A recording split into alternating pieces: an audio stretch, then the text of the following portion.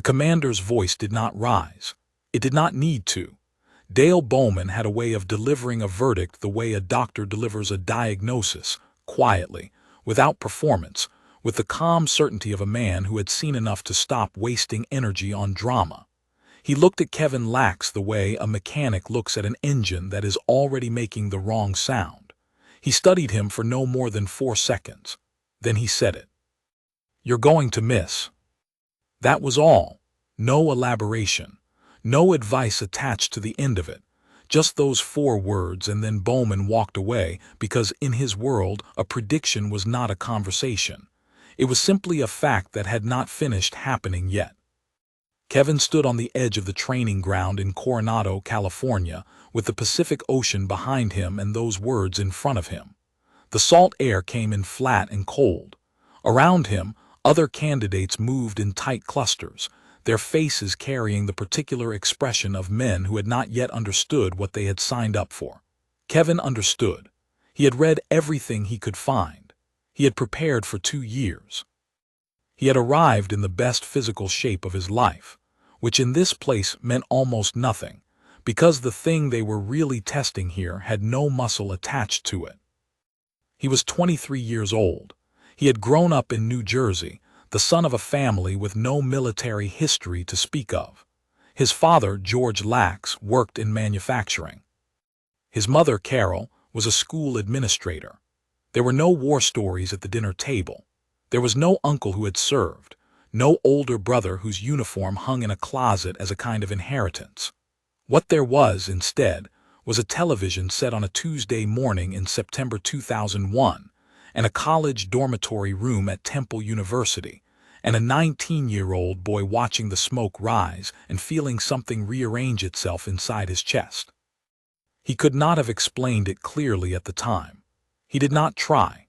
He simply sat on the edge of his bed with the television on and understood, in the wordless way that some decisions arrive, that his life was going to move in a direction he had not previously planned for. He had been studying pre-medicine. He had been doing well. His professors liked him. His grades were good. He had a future laid out in front of him that was reasonable and achievable and quiet. He watched the smoke rise. By the end of that year, he had made inquiries. By the end of the following year, he had begun to train. Not casually, obsessively, the way people train when the goal is not a hobby but a transformation. He ran every morning before anyone else was awake. He swam in a public pool until the lifeguards turned off the lights. He did pull-ups on a bar he installed in his bedroom doorframe until his hands bled, and then he wrapped his hands and did more. He was building something that he could not name yet, working toward a version of himself that existed only in the future. He applied to the Navy. He passed the initial screenings. He qualified for BUD-S, which stands for Basic Underwater Demolition and SEAL Training, and which is widely regarded as the most demanding military training program in the United States. Approximately 1,000 men apply each year. Roughly 250 make it through. The rest ring the bell. The bell is literal. It hangs at the center of the training compound, brass and plain, and any candidate who wants to quit simply walks to it and rings it twice, and his training is over. The Navy will thank him, process his paperwork, and send him somewhere else. There is no shame attached to it officially. Unofficially, every man who has ever stood near that bell and chosen not to ring it carries the memory of the choice for the rest of his life.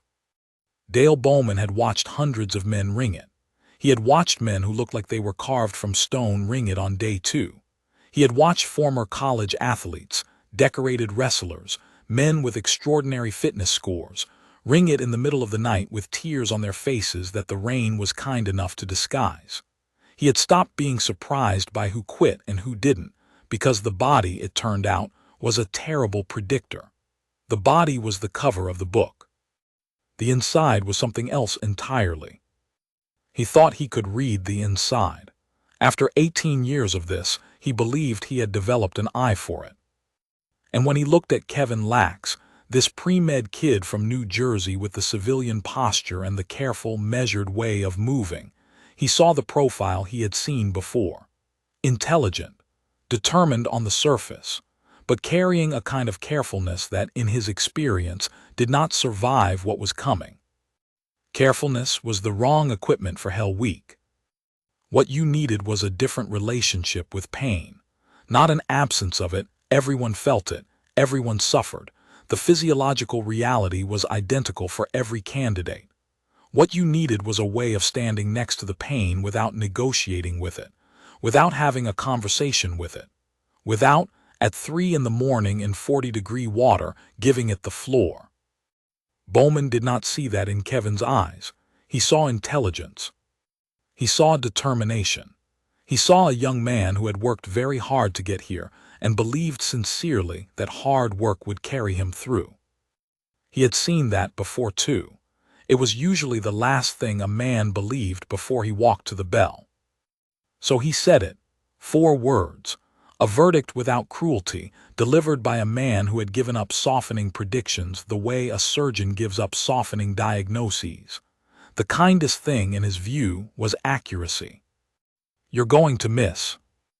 What Bowman did not know, what he could not have known, because it lived in a place no evaluation reaches, was the specific nature of Kevin's stubbornness. It was not the loud kind. It was not the kind that announces itself through aggression or swagger or the performed toughness that some candidates wear like a costume. Kevin's stubbornness was quiet. It was architectural. It had been built slowly over years, in the dormitory room with the television, in the pool with the lights going out, in the doorframe with the bleeding hands. It was the kind of stubbornness that does not argue. It simply does not move. He stood on that training ground with the commander's words in the air around him and the ocean behind him, and he did not argue. He did not stand taller or set his jaw or do any of the things that men do when they want to look like they are refusing to be beaten. He simply noted the prediction, filed it, and went back to training. Because the only answer to "you're going to miss" is not a conversation. It is surviving long enough to be the proof. He had no idea, standing there on that first day, how many times in the coming weeks he would need to return to that moment. How many times the sound of the commander's voice would come back to him at the exact instant when his body was deciding to stop.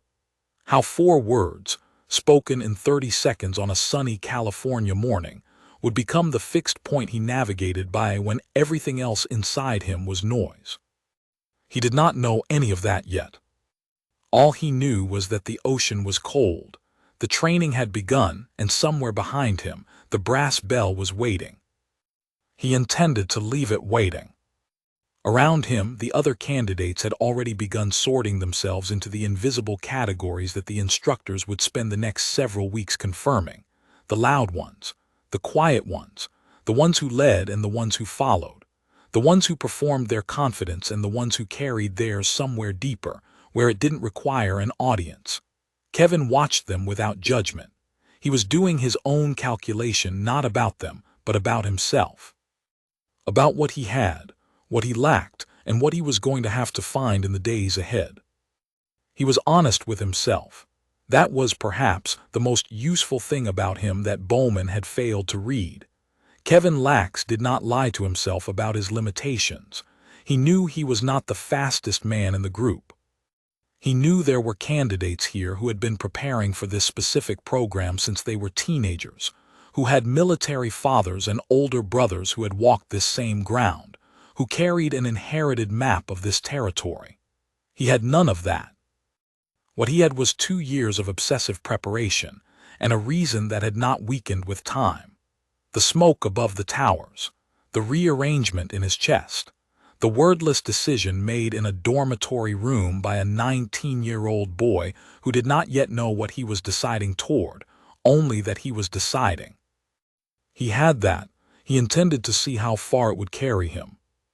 Instructor Daniel Holt, who would become one of the primary architects of Kevin's early training weeks, watched the group of new candidates the way a poker player watches a new table. Not with hostility, with professional interest.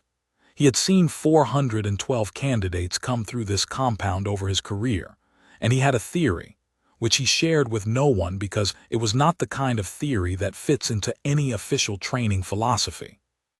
His theory was simple. The ones who last are the ones who have already made peace with the worst-case scenario. Not acceptance of failure, something different. An understanding, arrived at before the training begins, that whatever comes, whatever the body endures, whatever the mind screams at 3 in the morning, the alternative is simply not available. The bell is not an option. It is furniture, background, something in the room that has nothing to do with you. He watched Kevin Lax go through the first day's evolutions. He noted the way Kevin moved, economical, focused, not showy. He noted the absence of the particular nervous energy that the candidates who quit first tend to carry, the energy of men who are performing toughness for an imagined audience. Kevin was not performing anything. He was simply doing the work. Holt said nothing that first day. He rarely did. He simply added Kevin's name to the private, unofficial list he kept in his memory. The list of candidates who were harder to read than they first appeared, who required a second look, who might surprise you. It was a short list. It was usually wrong. This time it was not. Kevin Lax had arrived at the hardest training ground in America with 4 words hanging over him and a bell waiting to be rung. He had no military heritage, no inherited map, no guarantee of anything beyond the willingness to find out. That night, lying in his rack with his body already registering the first honest accounting of what was ahead, he stared at the ceiling and made a single decision. Not a motivational speech to himself, not a list of reasons, just one decision, quiet and final. He was going to find out what happened when a person simply refused to stop. He closed his eyes. The training would give him the answer soon enough. The first morning they put the candidates in the water at 4:45. The ocean was 53 degrees. There is a number that the human body understands differently than any other number on the temperature scale, and 53 degrees is very close to it. It is the temperature at which the body stops cooperating with the mind's instructions and begins its own conversation. A physiological negotiation that has nothing to do with willpower or determination, or any of the words that motivational speakers put on posters. The body does not care about posters. It cares about survival. And survival, at 53 degrees in moving salt water before the sun has come up, looks very much like getting out. Kevin Lax got in. He got in because the instructions said to get in, and because there were 41 other candidates getting in alongside him, and because the one thing he had decided the previous night was that he was going to find out what happened when a person refused to stop. You cannot find out if you do not start. The cold hit him the way cold always hits at that depth, not gradually, not building up to itself, but all at once, a full-body announcement that something serious was happening. His breathing changed without his permission. The muscles across his shoulders tightened in a reflex that was older than language. He felt his fingers begin to lose their reliability almost immediately, the fine motor function retreating inward as his body began the prioritization process. Core temperature first, extremities negotiable. He stayed in. Around him, the ocean moved with the particular indifference that large bodies of water have always had toward the concerns of humans. The waves did not adjust for the candidates. The cold did not lighten for the ones who were trying harder.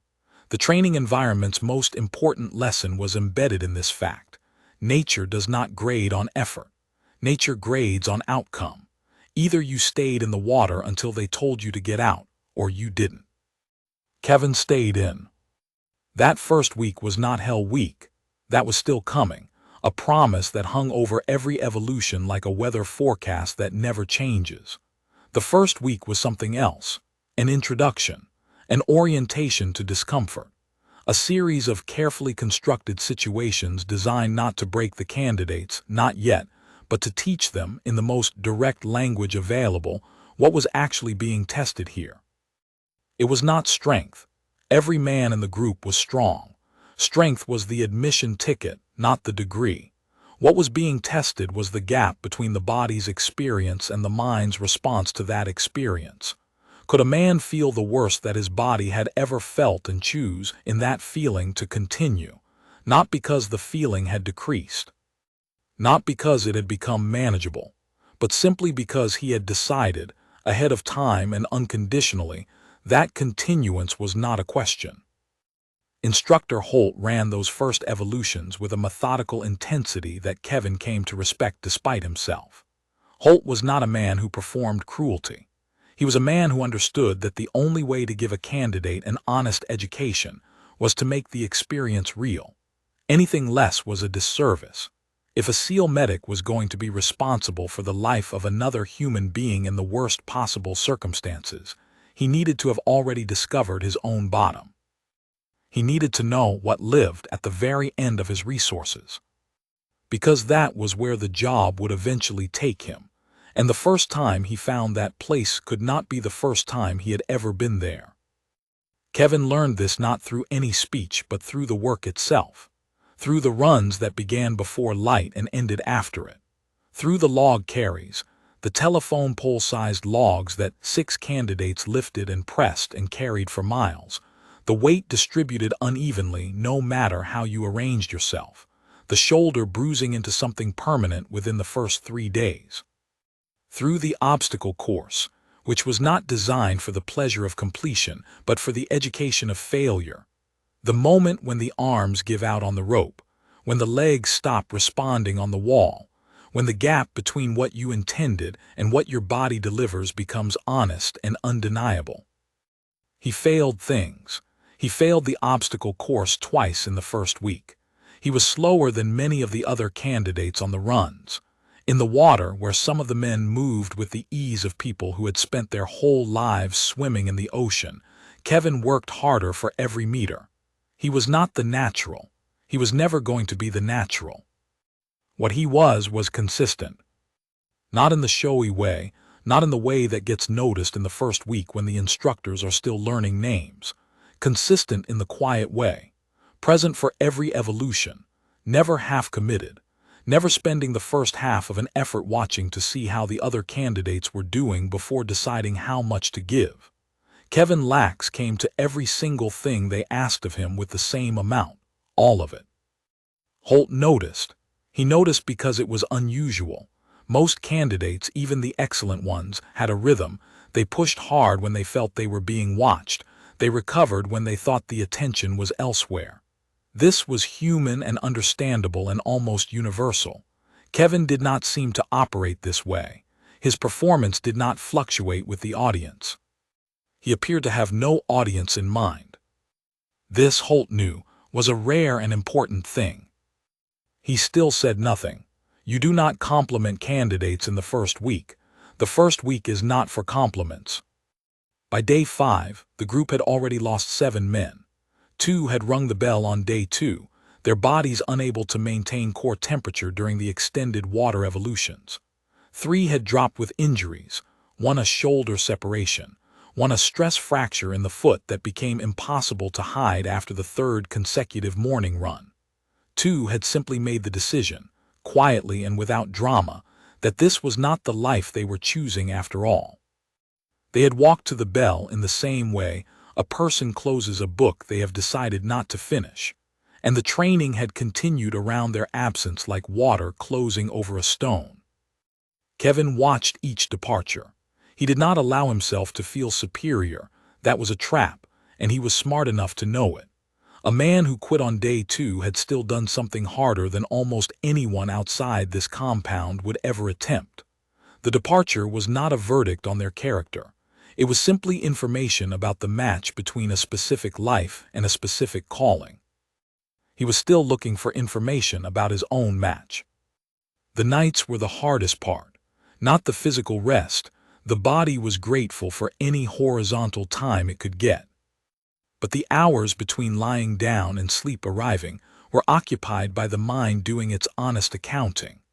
The body catalog, the shoulder that was already wrong from the log carries, the blister on the left heel that had broken and reformed and broken again, the hands that had developed a low-level tremor from cold exposure that took 30 minutes each night to resolve. The mind catalog, the calculations, the projections, the small, persistent voice that every candidate fought in the dark hours, the voice that was not discouragement exactly but was something more precise and therefore more dangerous, the voice that simply presented arithmetic. You have done 5 days. Hell Week is 5.5 days. You have already been at maximum output for 5 days, and that is not Hell Week. That is orientation. Kevin had developed a system for the voice. He did not argue with it. Arguing with the voice meant engaging with it, which meant giving it the floor. Instead, he had found a smaller unit of time than the voice was using. When the voice talked about Hell Week, Kevin reduced his time horizon to the following morning. One morning, one evolution, the next thing on the list. Not the whole journey, the next step. This was not a philosophy he had read in a book. It was something he had discovered in the pool at Temple University, in the lane at 11 at night with the lights going off, when the question of whether he could finish had been too large to hold. He had replaced it with a smaller question. Can you finish this lap? The answer was always yes. So he finished the lap. And then there was another lap and another question just that size. And that was how you got to the end of something that the whole version of it would have made impossible. He took Hell Week the same way, one thing, then the next thing. He would need that system more than he knew. Dale Bowman watched the Week 1 numbers come in the way a person reads a weather report they wrote themselves, not with surprise, but with the particular satisfaction of a prediction tracking correctly. 83% of his assessments from day 1 held through the first week. The men he had identified as high-probability completers were still in. The men he had identified as risks were thinning out at the rates he expected. Kevin Lax was still in. Bowman noted this without revision. 1 week was not a refutation. 1 week was baseline.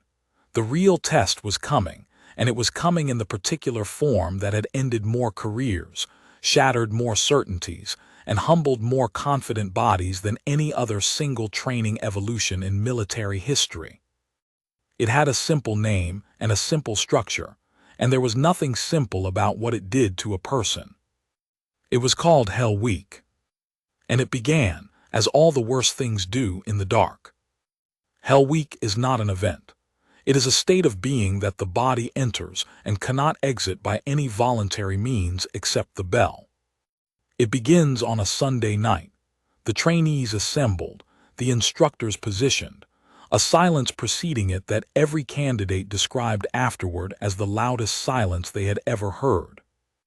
It ends, for those who survive it, on a Friday morning, by which point the human body has been awake for approximately 120 consecutive hours, has swum miles in cold water, has carried enormous weights over sand and through surf, has been soaked and dried and soaked again so many times that the skin on the hands and feet takes on a geography of its own. It begins with chaos.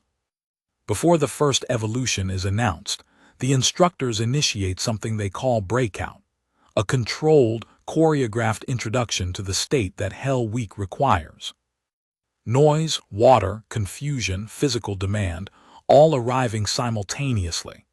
The candidates who have been waiting, who have been bracing, who have built elaborate mental preparations for this moment, discover in the first 10 minutes that preparation is not the same as experience. You can read about cold. You cannot read your way into the feeling of it. Kevin was ready. He was not ready. These are not contradictory statements. He was ready in the sense that he had done everything a person could do to prepare for this experience. He was not ready in the sense that no person is ever truly ready for the specific, personal, irreducible reality of their own body at its limit. Preparation closes the gap. It does not eliminate it. The first night lasted a very long time. By 3 in the morning, Kevin had been wet for 6 hours and cold for all of them. His hands had passed through their usual stages, the initial sharp cold, then the deep ache, then the strange semi-numbness that was somehow worse than both because it felt like the hands were happening to someone else. He could still operate them. He had checked, but they required more conscious instruction than usual, more deliberate communication between intention and execution. Around him, men were suffering in the way that men suffer when there is no audience to perform for, honestly, without comment, with the stripped-back quality of pure physical experience. Nobody was talking much.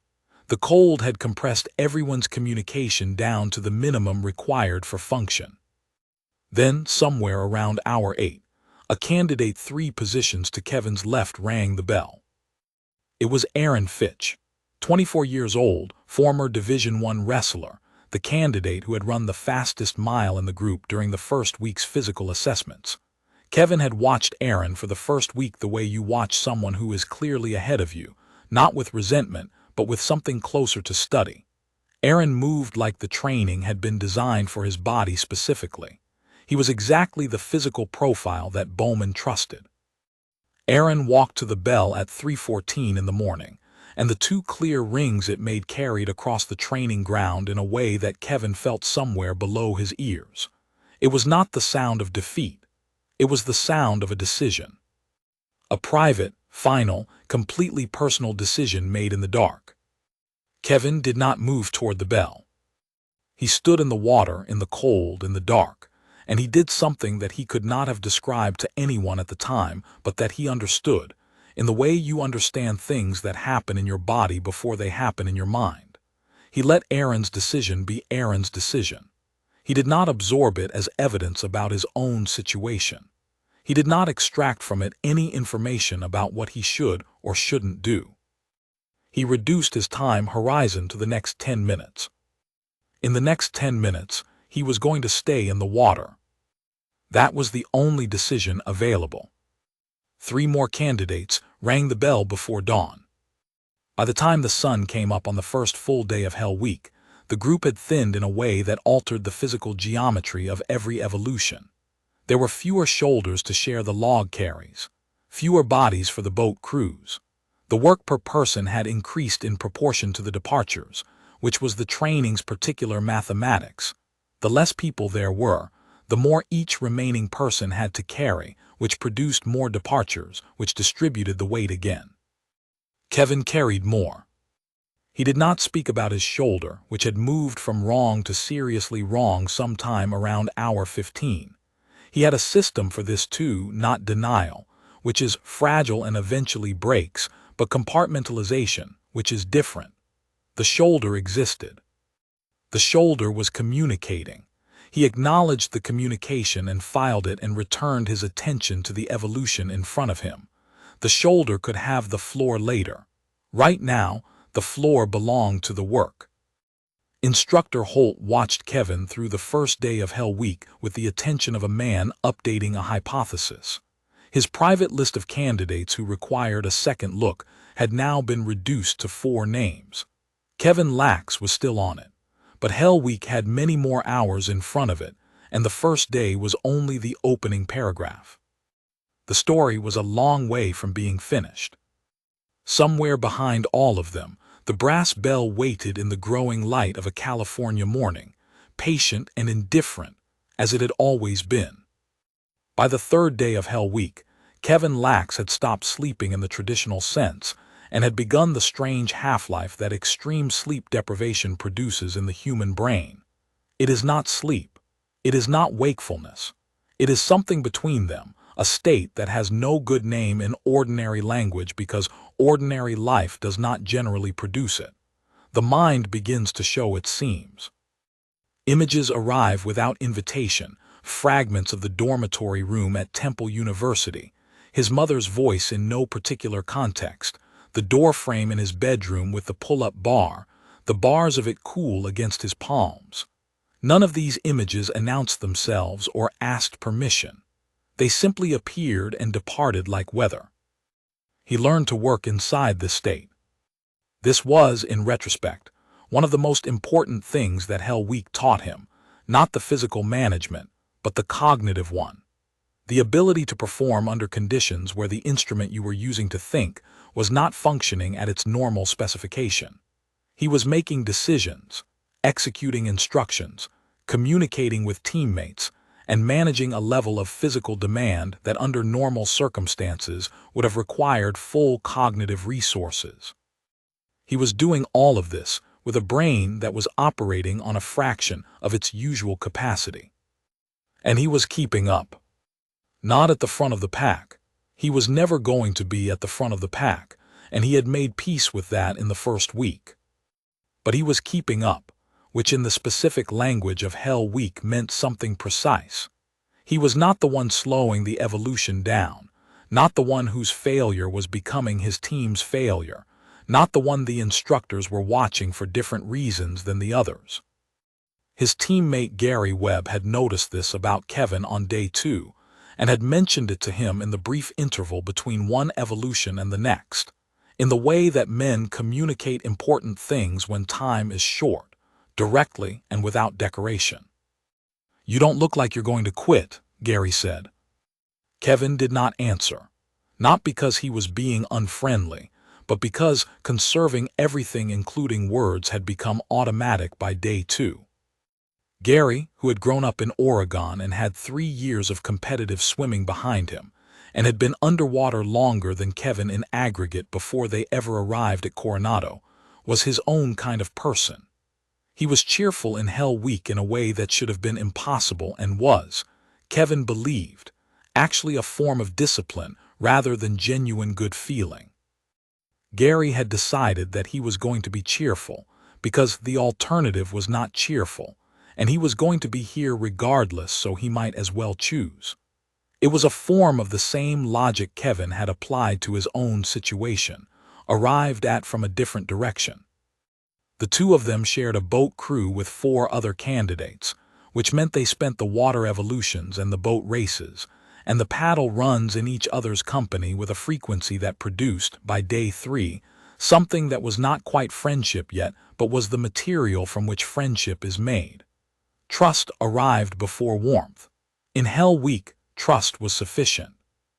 The boat races were a particular form of suffering that Kevin found himself returning to again and again as the week progressed. The inflatable boats, heavy rubber craft that seated a 6-man crew, were carried overhead from the barracks to the water, which was itself a significant physical event before the race even began. Then the crews paddled through surf, which in Coronado in the winter months had a force and unpredictability that made every paddle stroke a negotiation with momentum and angle, and the particular authority of Pacific waves. The winning boat crew got to rest while the others continued. This simple rule restructured everything. It transformed teammates from companions into contributors to an outcome that had real and immediate consequences. Every weak paddle stroke had a cost. Every lapse in coordination meant another minute in the water for 6 people. Kevin paddled until his shoulders were beyond anything he had a name for. He did not stop paddling. There was a moment on day 3, sometime around what his body assessed as the mid-afternoon, though time had become unreliable, when the training reached a place that he had not imagined clearly enough during his 2 years of preparation. He was lying in the wet sand during a brief interval between evolutions, and his body had achieved a state of exhaustion that was so complete it had passed through sensation into something quieter and more total. His shoulder was a consistent presence. His hands had their tremor. His feet, inside the wet boots, had resolved into a kind of distributed awareness that he had stopped trying to interpret as comfort or discomfort, because the scale no longer applied. And in that stillness, Bowman's voice came back to him. "You're going to miss." He lay in the sand and he examined the prediction. Not with anger. Anger required resources he did not have available. Not with defiance. Defiance was a performance, and there was no audience. He examined it the way a pre-med student examines a hypothesis, against the available evidence. Was it true? Was it tracking? He was still here. That was the evidence. Incomplete, given that there were still more than 2 days remaining, but present. He was still here, still functional, still making his contributions to each evolution in a way that was not, as yet, anyone else's problem. He got up when the next evolution was called. One of the instructors, a man named Colt Reeves who had gone through Bud S himself 9 years earlier, and who wore the memory of it in the particular way that all Bud S graduates do, not as a trophy, but as a permanent interior change of address, watched Kevin rise from the sand. Reeves had developed his own read on the remaining candidates, separate from Bowman's Day 1 assessments. He read Kevin differently than Bowman had. Not as a certainty, nothing was certain until the last evolution of the last day, but as a man who had found a way to be in this experience that was sustainable. Most candidates fought Hell Week. They resisted it, argued with it at a cellular level, treated each evolution as an imposition. Kevin had stopped arguing. He was not resigned. Resignation was passive, and Kevin was never passive. He had accepted the reality of the experience and was operating within it rather than against it. This was, in Reeves' view, the most important cognitive skill that Hell Week tested, not the ability to endure suffering, the ability to stop resisting it. He mentioned this to Bowman that evening. Bowman listened. He said nothing, he noted it. His prediction was still his prediction. He did not revise predictions midweek. The data was incomplete. Day 4 arrived the way all days in Hell Week arrived, without the conventional marker of sleep, so that the transition from night to day was a matter of light rather than rest. The light changed. The temperature changed. The evolutions changed. The men changed in the ways that 4 days of this experience changed men, which is to say, profoundly, permanently, and in directions that would take years to fully understand. Kevin's pre-medical background began to surface in small ways that surprised him. During a brief medical check, conducted by a Navy corpsman who moved through the remaining candidates with the efficiency of someone who had seen all of this before, and was looking for the specific signs that preceded true medical emergency, Kevin found himself reading the corpsman's assessments with a clinical parallel track, the signs of serious hypothermia versus functional cold stress, the profile of a stress fracture versus soft tissue injury, the particular markers of extreme sleep deprivation versus the deeper compromise that preceded cognitive failure. He was not treating anyone. He was simply reading what he saw. But the reading was automatic. The 2 years of pre-med had installed something in his brain that ran without being asked, a background process that evaluated biological information, the way a native speaker processes language, below the level of conscious effort. He filed this observation away. Something about it felt important in a way he couldn't articulate yet. The connection between what he was doing here and what he had begun to learn in those pre-med classrooms was not obvious on the surface. But at 4 in the morning on the 4th day of Hell Week, lying in wet sand with a functional body and a functioning mind, and a medical background that was beginning to feel less like an abandoned path and more like a parallel one, he started to wonder if the 2 roads he had apparently chosen between were not, in fact, as separate as they looked. He would think about that later. Right now, there was the 5th day. Gary Webb rang the bell on day 4. This one hit differently. Kevin had known it was coming, not in any psychic sense, but in the way you know that an injury you have been watching worsen is eventually going to require attention. Gary's right knee had been wrong since day 2, a wrongness that Gary had managed with the same cheerful discipline he applied to everything else, but that had been progressing in a direction that only one destination was available.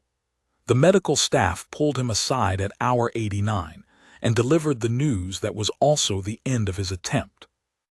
Gary Webb did not ring the bell in defeat. He rang it with the dignity of a man who had done everything available to him and had reached the border of what his body could authorize. He shook Kevin's hand. He said something that Kevin would remember for a long time afterward, in a voice that was steady and carried nothing extra. Don't waste the extra paddle stroke, Gary said. You've got enough. Then he left, and Kevin was in a boat crew of 5, and the ocean did not adjust, and the training continued. Day 5. The number itself had weight by this point. Day 5 was inside the territory that only some candidates ever reached. The candidates still remaining, Kevin counted 19 of them in the boat crews, down from 42, had been together in the worst experience of their lives for 110 hours, and the particular bond that produces is unlike most bonds formed in ordinary human experience. It does not require conversation or shared history or any of the conventional materials of friendship. It requires only the joint survival of something extreme, and it produces a form of trust that is largely wordless. Kevin moved through day 5 in the compressed time horizon that had become his permanent operating mode. Not Hell Week anymore, not 5 more hours. The next evolution, then the next. He was not thinking about Bowman's prediction, not actively. It was there the way a landmark is there on a long drive, present in the background, a fixed point, something to orient by without staring at. He was thinking about the work. He was thinking about the fact that his hands, which had been trembling, had stopped trembling in the past 12 hours. He did not know what to make of this medically. He noted it. He was thinking about the other 18 men around him, each of whom was running their own internal negotiation, each of whom had found their own architecture for surviving this, each of whom was doing something that the world outside this compound would probably never fully understand, and would spend a long time trying to describe and would not succeed, because description is not the same as experience, and some experiences require the original. Hour 119. Hour 122. Hour 125. And then, on a Friday morning, with light coming across the Pacific in the particular way that light comes after you have not slept for 5 days, the senior instructor walked to the front of the remaining candidates and said the words that ended Hell Week. Kevin Lax heard them. He did not shout. He did not drop to his knees. He did not do any of the things that people who have not been through this imagine a person does at the moment of completion. He stood in the morning light with wet clothes and a shoulder that was going to require significant attention and hands that had finally, blessedly, stopped their tremor, and he breathed. Somewhere on the compound, the brass bell was still hanging where it always had. He had not rung it. The first person he thought of was a commander who had looked at him on day 1 and made a prediction. He thought about what Bowman would say when the numbers came in. He thought about it for exactly 1 moment. Then he let it go, because the thing about proving a prediction wrong is that the proof is in the completion, not in the response to it, and the completion was done. Kevin Lax had done the most difficult thing he had ever done in his life. He was only beginning to understand what he had become by doing it. There is something that happens in a person after Hell Week. Not immediately. Immediately there is only the physical recovery, which is its own significant project. But in the days and weeks that follow, as the body reconstitutes itself and sleep returns and the hands stop remembering the cold, something settles. A kind of knowledge that is not intellectual. A change of address, as Instructor Reeves might have said, that does not give back the old one. Kevin Lax spent the weeks after Hell Week in 2 simultaneous processes. The first was physical rehabilitation. The shoulder required assessment, and a period of managed recovery that the Navy medical staff oversaw with the pragmatic efficiency of people who have handled exactly this type of injury many times before. The second was less visible and more important. The work of integrating what had happened into a self-understanding that could carry the weight of what was coming next. Because Bud S does not end with Hell Week. Hell Week is not the conclusion, it is the filter.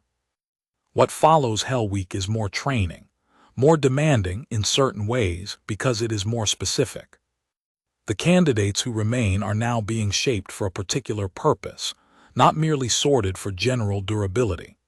The training in the weeks after Hell Week involved increasingly sophisticated skills, navigation, diving, small unit tactics, the operational competencies that would define the job they were training for. Kevin absorbed all of it. He was, in the weeks after Hell Week, a different kind of student than he had been before. Not more disciplined, his discipline had always been there, but more present. The experience of operating under maximum stress for 5 days had recalibrated something in his processing. He retained information differently. He connected it to other information more instinctively. The pre-med foundation, which had been sitting dormant beneath the physical training, began to communicate with the new tactical and operational knowledge in ways that produced, in Kevin, a particular kind of integrated understanding. He saw systems. He saw how the body and the mission connected. He saw how the skills being taught were not separate competencies, but parts of a single operational picture. Instructor Holt noticed the change. He mentioned it to Reeves in passing, the way instructors discuss candidates when the evaluation has moved from sorting to shaping. "Lax is putting things together," Holt said. This was not a small observation. Most candidates at this stage were still in the acquisition phase, receiving information, filing it, working to retain it. The ones who were already making connections between systems were the ones who would eventually be the most operationally effective.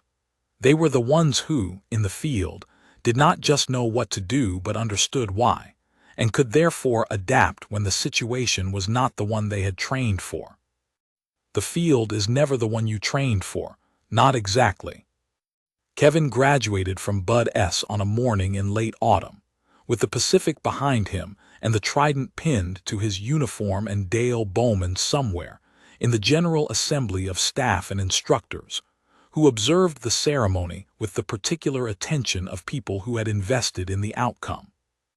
Bowman watched Kevin receive the trident.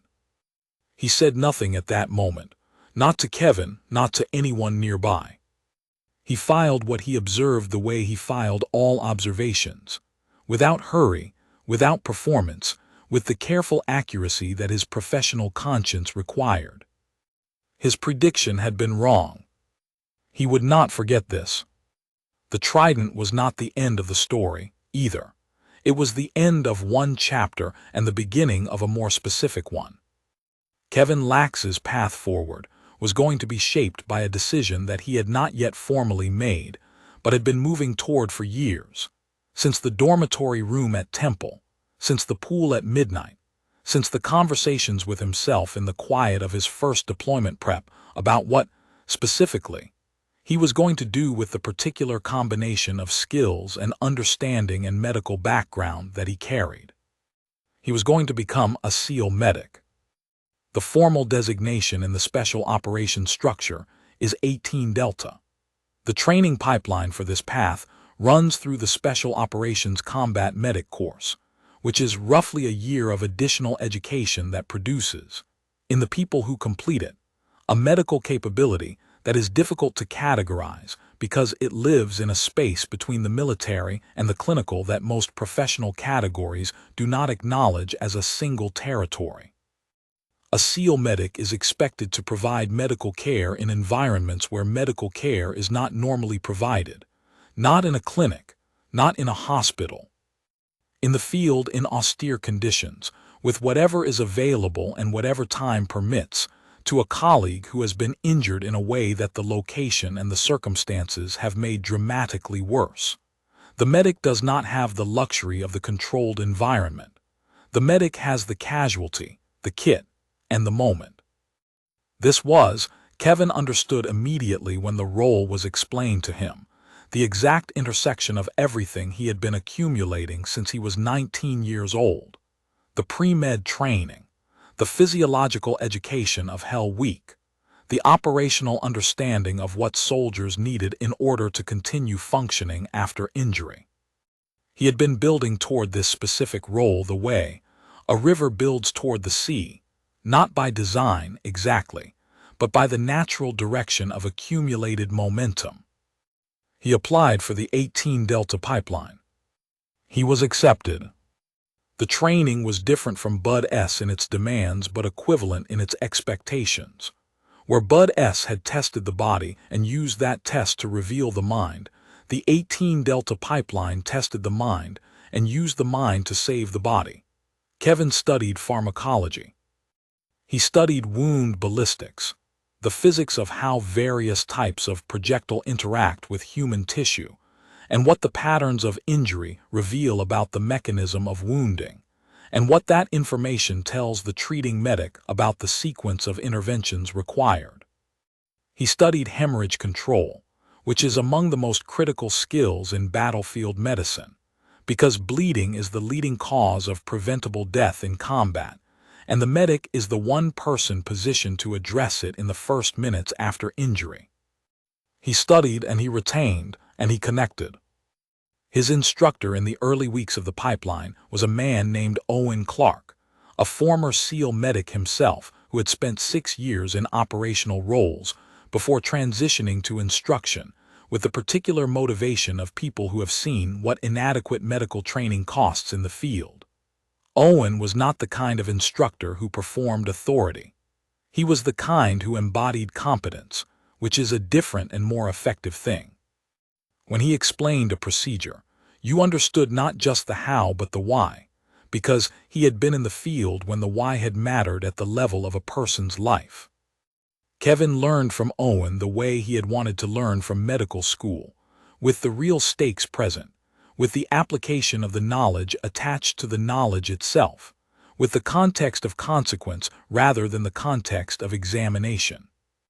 He was a good student here in a way that was different from being a good student in a classroom, because the material was not abstract and the motivation was not academic. He was going to deploy. He was going to be in the field with people who would depend on his knowledge. The pharmacology was not a test question. It was the difference between a teammate returning home or not. He carried this weight with the same quiet discipline he had applied to everything else.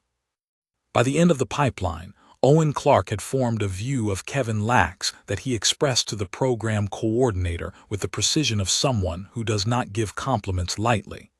He will be a very good operator and a very good medic, and the people he deploys with should know how fortunate they are. This view reached Bowman through the informal channels that military communities maintain alongside their official ones. Bowman read it. He updated his file. His prediction, filed under Kevin Lax's name, was now definitively incorrect. He had said this young man would miss. This young man had not missed. He had not missed the cut, had not missed Hell Week, had not missed the Trident, and had not missed the 18 Delta pipeline. He had, in fact, accumulated a professional profile that was beginning to look like something rare, not just a SEAL, not just a medic, but a person in whom the two capabilities had merged into something more useful than either alone. The deployment orders arrived in the spring. Kevin Lax was going to Iraq.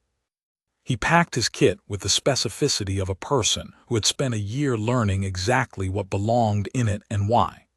The medical equipment alone represented a year of study and a decade of battlefield refinement by people who had learned through experience what saved lives in the field. He knew the purpose and the dosage and the placement of everything he carried. He did not know what he was going to see. No amount of preparation produces that knowledge. The field produces it. He boarded the aircraft with his unit on a morning in early spring, and the California coastline fell away below him, and the Pacific was a flat gray sheet through the window, and somewhere behind him in the same country but a very different location, a brass bell hung in the morning light. He had left it waiting. He was going to do the work he had built himself to do. The field was waiting for him too. The first time Kevin Lax treated a combat casualty, his hands were certain in a way that surprised him. He had expected some gap between the clinical training and the operational reality. He had been told to expect it, by Owen and by others who had been in the field, that the controlled conditions of the training pipeline were an approximation of the real situation, and that the real situation would introduce variables the training could not fully account for. He had prepared for the gap. The gap was narrower than anticipated. Not because the situation was controlled, it was not. It was the opposite of controlled, but because the preparation was thorough, and because the body, trained to certain responses, produced those responses under pressure in a way that proved the training had been real. His hands knew the kit. His eyes read the casualty the way he had trained them to read it. The sequence of assessment and intervention proceeded with a clarity that was not emotionally easy, but was operationally available. He kept the man alive. He would keep more men alive in the deployments that followed, in Iraq and then in Afghanistan, through engagements that he would describe afterward with the particular economy of language that operators develop around the most significant events of their professional lives. Not minimizing, the opposite.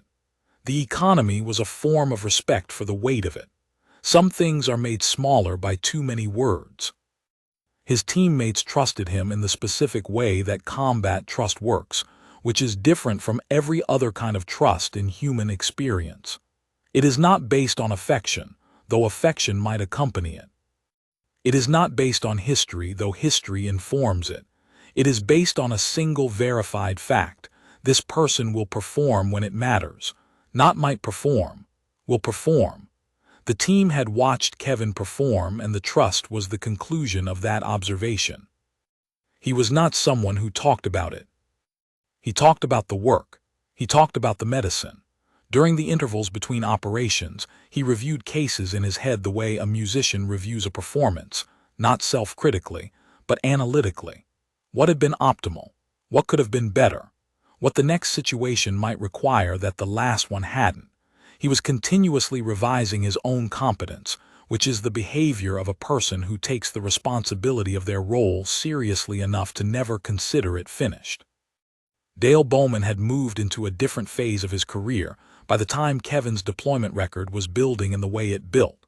They were not in regular contact, but in the small, densely networked community that special operations produces, information about operators travels through informal channels with a consistency that official reporting cannot match. Bowman heard things. A SEAL medic with exceptional case outcomes. Former pre-med kid, someone mentioned. Coronado, Hell Week class from a few years back. Bowman put it together. He did not reach out immediately. That was not his way. He filed it. But he was revising something inside the filing. Quietly, privately, with the care of a man who takes accuracy seriously and therefore takes correction seriously. Back in the field, Kevin was learning things that no training pipeline teaches, because they cannot be taught in a pipeline. They can only be learned in the actual transaction between a medic and a casualty, in a situation where the difference between getting it right and getting it wrong is not a grade. He learned that the body communicates before it announces. The pre-injury signs, the pre-collapse indicators, the small behavioral changes that precede the physiological event by seconds that, if read correctly, allow the medic to be ahead of the injury rather than responding to it. He learned to read these signs in his teammates the way a musician reads a score, not one note at a time but as a pattern, looking ahead. He learned that calm is not the absence of urgency. It is the management of urgency, the conversion of it into directed action rather than reaction. He had been calm under pressure in Hell Week because he had developed the compression of time horizon, the reduction of the question to its smallest manageable unit. In the field, he used the same cognitive structure but applied it to medical decision-making. Not will this man survive? The next thing that needed to happen. Then the next. He learned that the connection between what a medic knows and what a medic can do is not fixed. It expands with experience in a way that the training pipeline prepares you for but cannot replicate. Every case added something. Every outcome, positive or not, refined the instrument. He thought sometimes about medical school. About the path he had apparently left in that dormitory room when the smoke rose and the interior rearrangement happened. He had not gone to medical school.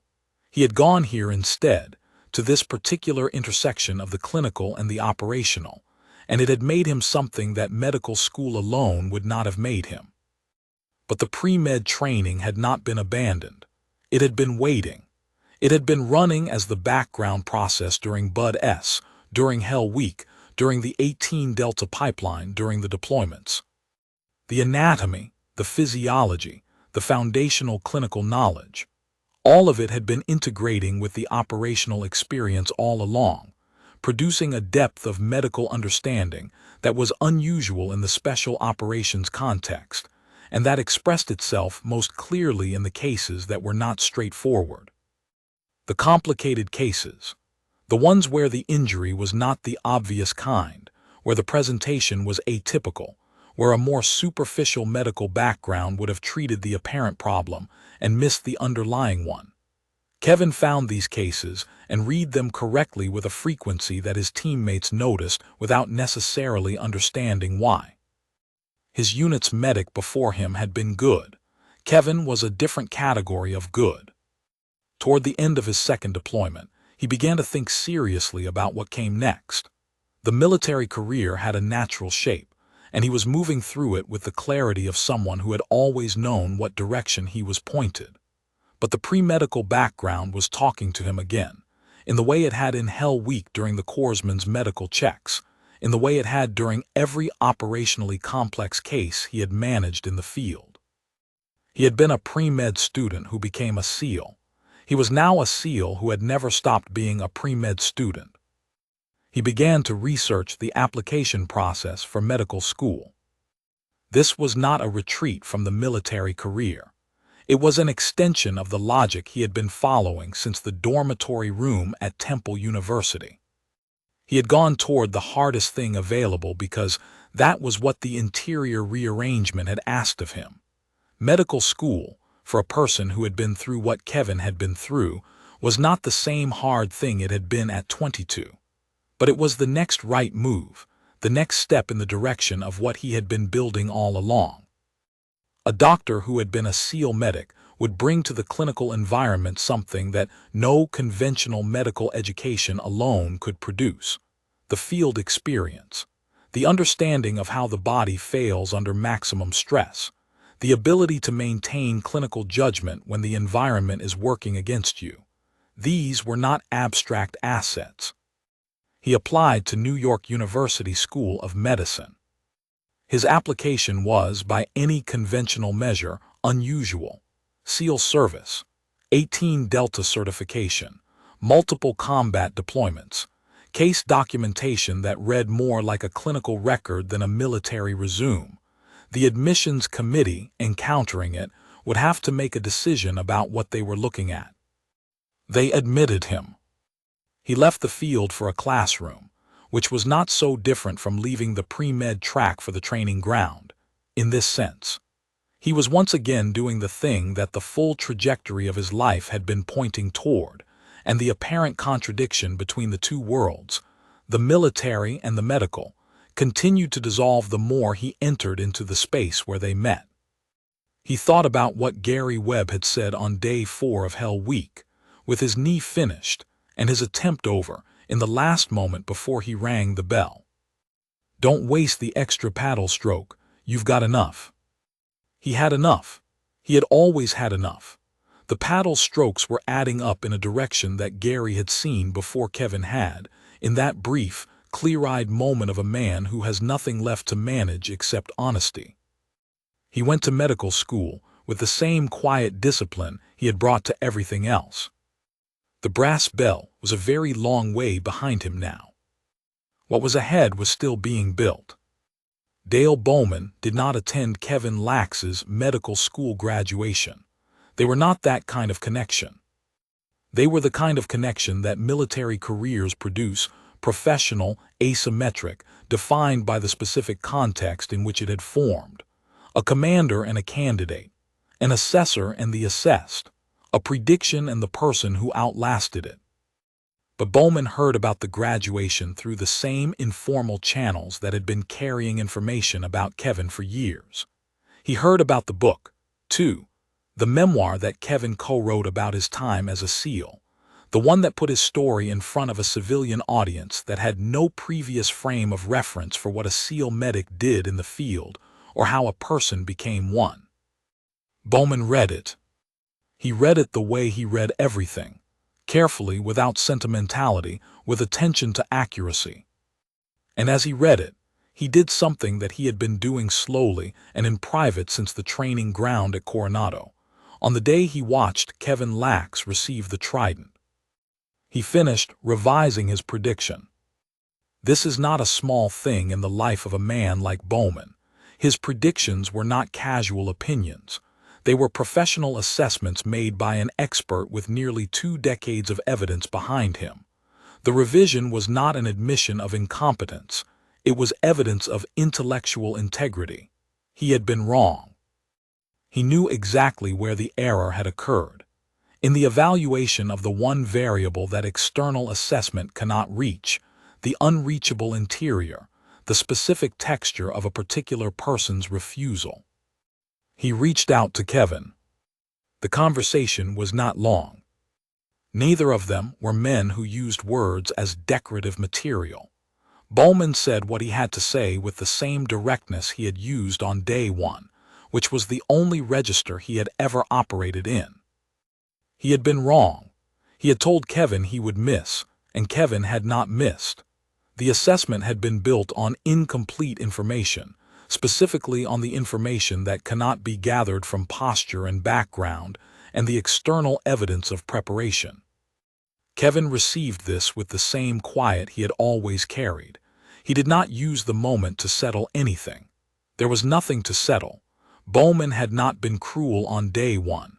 He had been accurate about everything he could observe and wrong about the one thing he couldn't. A man who has spent 5 days in the Pacific Ocean at night knows the difference between cruelty and diagnosis. "I know you weren't wrong to say it," Kevin said. Bowman understood what this meant. He accepted it.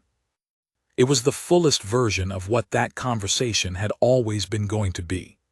The completion of a loop that had opened on a training ground in Coronado and closed in the private exchange between 2 men who had always been honest with each other, even when honesty was not what the moment was calling for. Kevin Lax, at this point in his life, had built something that very few people build, and had built it specifically because of the path he had taken rather than despite it.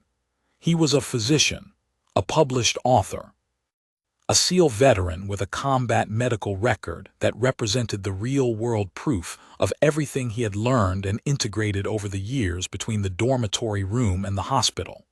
He moved between these identities the way a person moves between rooms in a house they have built themselves, with ownership, with familiarity, with the knowledge of exactly how each room connects to the others.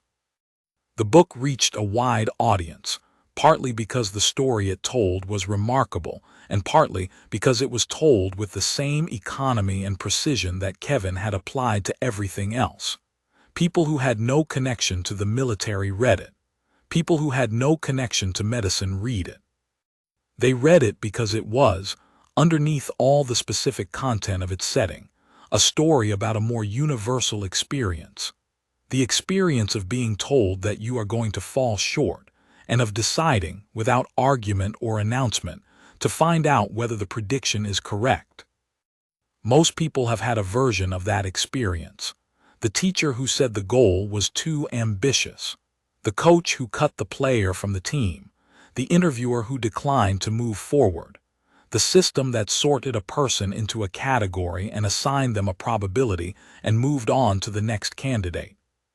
Kevin's version was more extreme than most. The consequences of being wrong in his direction were more severe. The setting was more demanding. But the essential architecture of the experience, the prediction, the refusal, the accumulation of evidence that the prediction was incorrect, was recognizable to a much wider audience than the one that understands what Bud S is. Bowman understood this when he read the book. It was not vanity that made him look for himself in the pages. It was the honest desire to see whether he had been portrayed accurately. He had been. Kevin had not made him a villain. He had not made him a caricature of institutional skepticism. He had described what had actually happened. An expert read a candidate, the read was incomplete, the candidate went on to disprove it. The thing that Bowman found most accurate, most true to his own understanding of what had occurred, was the part that Kevin wrote about the nature of the prediction itself. He had not resented it. He had not carried it as a wound. He had carried it as a fixed point, something to navigate by in the dark, a coordinate that helped him hold his heading when the conditions made holding any heading nearly impossible.